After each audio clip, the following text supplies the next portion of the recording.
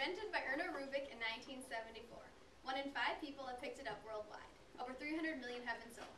What am I talking about? A Rubik's Cube. According to Rubik's.com, the Rubik's Cube has been featured in hundreds of books, magazines, and even had its own TV show for a while, until they canceled it. But today I'm going to demonstrate how to solve a Rubik's Cube. There are 4 steps to solving it. Solving the first layer, the second layer, the third layer corners, and the third layer edges. So first I'm going to tell you about the history.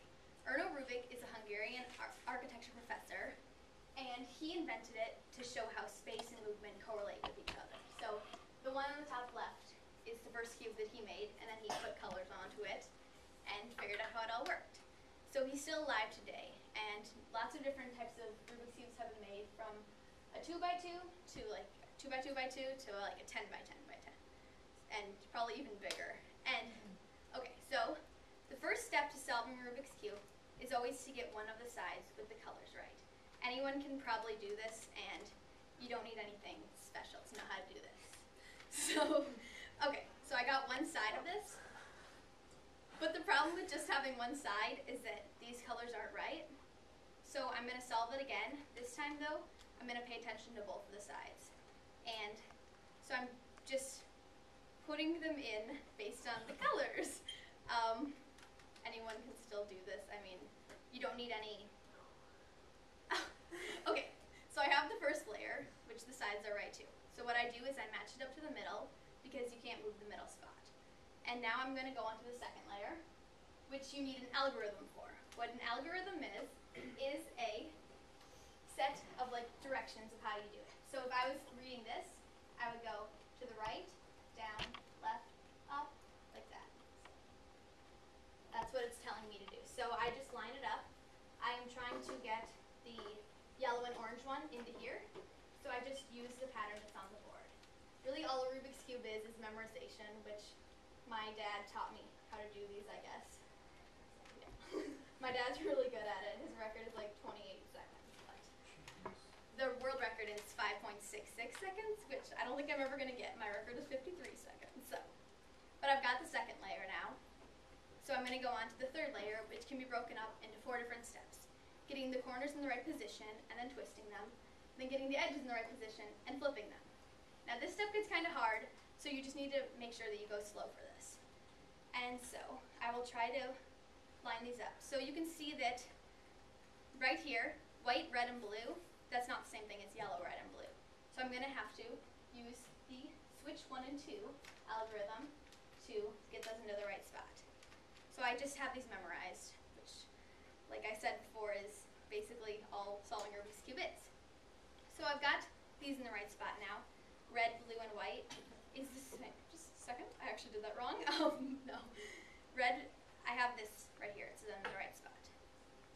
But I will have to solve this side too. I have to do the same thing again.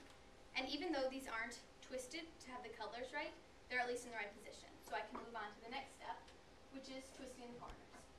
So what I do is I use the pattern or algorithm to get them all right. Now, all of the third layer has the right color showing, and they're all in the right spot. So I move on to the third out of 4 steps for getting the final layer, which is getting the edges in the right position. Since none of it, okay, so you have to find one that is in the right position, and then you base it off of this to see which one I need to get. And they actually are all in the right position, so I got kind of lucky. So sometimes you can just skip steps. And I'll go on to the twisting the edges, which is probably the hardest step, and a lot of times people just take the cube out, or else they take the stickers off, but you shouldn't do that because then the stickers lose their stick. And if you take the cube apart, a lot of times you can't put it back together. So I will determine if this looks like a fish or like an H. Doesn't really look like either, but what does it look more like? Okay, a fish. So I go to the fish one, Olivia, which is this, which is a really long pattern. But I just solve it. So now I have solved the Rubik's Cube. Oh my gosh. Okay, so now I'm going to have Drake come up, and we're going to see who can do it faster. So will you mix this up for me? And will you mix his up? Just so it can be fair. So who thinks that Drake is going to be faster? I do.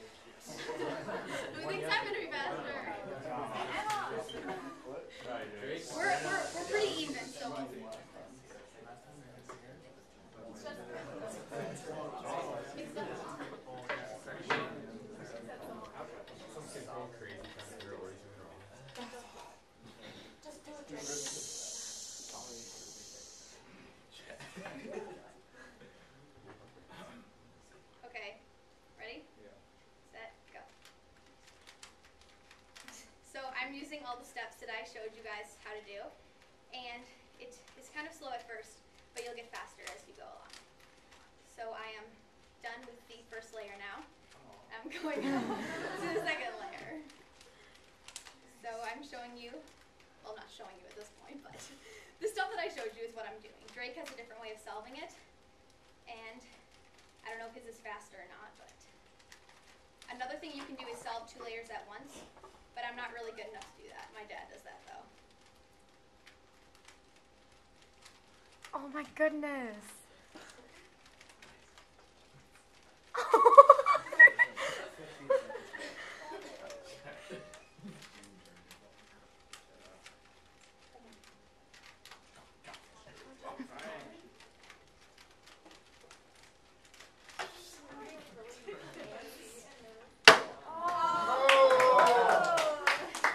Oh, I beat him.